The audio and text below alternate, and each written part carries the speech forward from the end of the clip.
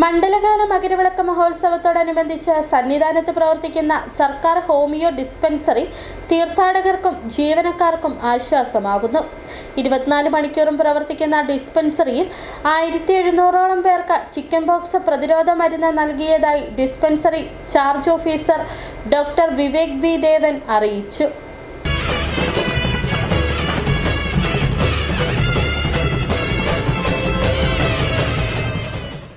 സന്നിധാനത്തെ police ക്യാമ്പിൽ chicken pox report ചെയ്ത സാഹചര്യത്തിലാണ് അടിയന്തരമായി 1700 പേർക്ക് പ്രതിരോധ മരുന്ന് വിതരണം ചെയ്തത്.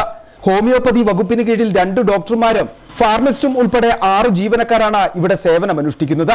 3 ഷിഫ്റ്റുകളിലായാണ് ഡിസ്പെൻസറിയുടെ പ്രവർത്തനം ക്രമീകരിച്ചിരിക്കുന്നത്. കാലാവസ്ഥാ മാറ്റം മൂലമുണ്ടാകുന്ന അസുഖങ്ങൾ, തണുപ്പ് കാരണമുള്ള ശാരീരിക ബുദ്ധിമുട്ടുകൾ, പനി, ജലദോഷം, വയറു സംബന്ധമായ അസുഖങ്ങൾ എന്നിവയ്ക്കാണ് ഭൂരിഭാഗം പേരും ഇവിടെ ചികിത്സ തേടുന്നത്.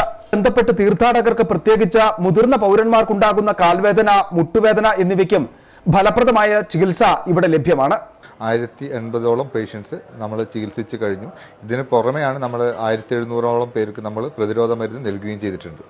തീർത്ഥാടകരെ കൂടാതെ ജീവനക്കാർ, പോലീസ് ഉദ്യോഗസ്ഥർ, സന്നിധാനത്തെ മറ്റു തൊഴിലാളികൾ എന്നിവരും സേവനം പ്രയോജനപ്പെടുത്തുന്നുണ്ട്.